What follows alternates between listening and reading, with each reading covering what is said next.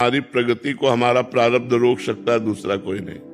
हमारा कर्म जो पूर्व का बिगड़ा हुआ है वही हमारी उन्नति को रोक सकता है। दूसरा विश्व में कोई पैदा नहीं हुआ कि हमारी उन्नति को रोक सके।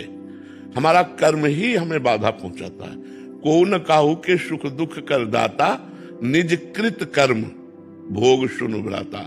हे भाई, कोई किसी को सुख दुख नहीं देता, अपना किया हुआ कर्म ही कहीं सुख देता है और कहीं दुख देता है। तो आज हम अच्छे कर्म कर रहे हैं, पीछे बुरे कर्म किए हैं, तो अच्छे कर्म करते हुए भी हमें आज दुख भोगना पड़ेगा, क्योंकि पीछे हमारे बुरे कर्म रहे हैं।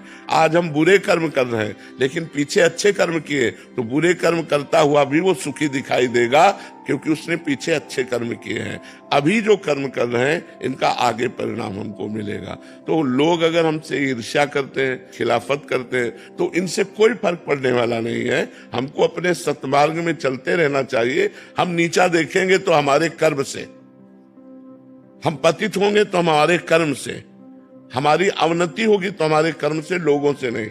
ये पक्का विश्वास समझ लो। लोग चाहते एक तरफ हो जाए, आप एक तरफ हो जाए, और यदि आपका प्रारब्ध जोरदार है, आपके आचरण पवित्र हैं, आपका भजन जोरदार, तो आप पार हो जाएंगे, आप अकेले जीत जाएंगे।